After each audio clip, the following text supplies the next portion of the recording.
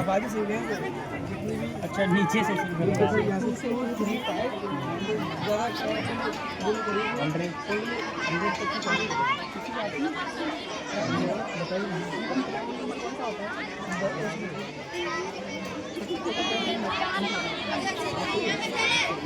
अरे भाई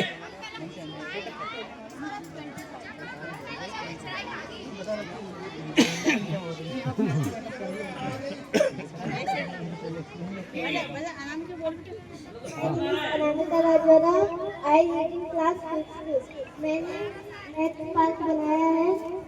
ये नंबर 9 है और ये कौन है 19 को कौन फॉर्म करते हैं राइट एंगल। और ये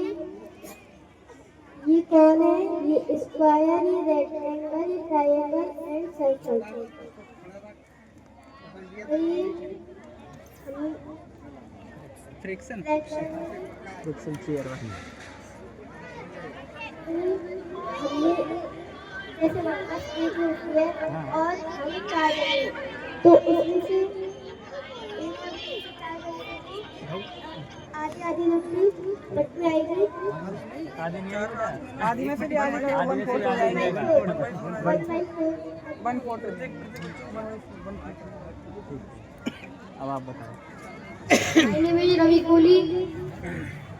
आई रीडिंग क्लास 5 मैंने ये फ्रैक्शन बनाए हैं। ऐसे जो एक रोटी है इसके 2 टुकड़े कर देंगे तो ये 1/2 हो जाएगा और इसके 4 टुकड़े कर देंगे तो 1/4 हो जाएगा और इसके 8 टुकड़े कर देंगे तो ये 1/8 हो जाएगा और इसके 12 टुकड़े कर देंगे तो ये 1/1। 100 के 2 टुकड़े करेंगे कितना आएगा?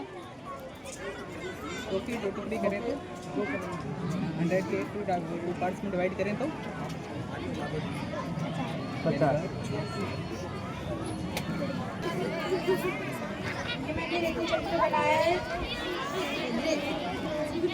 हाँ बोलो मैंने बनाया है इंट्रोडक्शन दो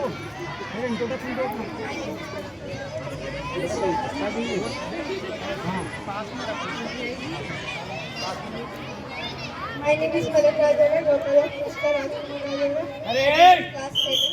मैंने ये ऋतु चक्र मिलकर ये ऋतु चक्र बनाया है। ऋतु 3 प्रकार की होती है सर्दी गर्मी और बरसात।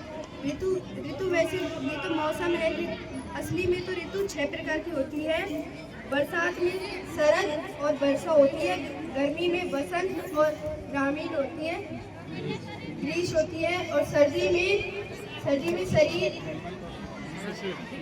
हेमंत और शिशिर होती है।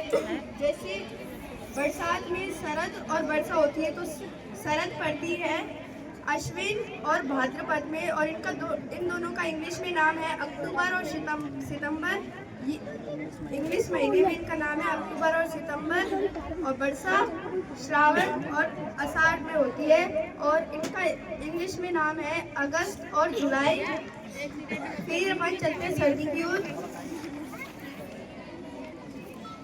फिर होती है सर्दी में ये दोनों है हेमंत और शिशिर। हेमंत में आती है कार्तिक और आगन। कार्तिक को अपन इंग्लिश में नवंबर बोलते हैं और अगन को दिसंबर बोलते हैं और शिशिर को हम पोष और महा में आते हैं। ये दोनों महीने में आते हैं और पोष को अपन कहते हैं जनवरी इंग्लिश में और महा को कहते हैं फरवरी। फिर अपन चलते हैं गर्मी की ओर। गर्मी में बसंत और ग्रीष्म कहते हैं और बसंत आती है फल्गुन और चैत्र में। फल्गुन को इंग्लिश में अपन मार्च कहते हैं और चैत्र को अप्रैल। और फिर आती है ग्रीष्म में बैसाख और जेठ होते हैं। इनका हिंदी में नाम है बैसाख और जेठ और इंग्लिश में मई और जून। धन्यवाद।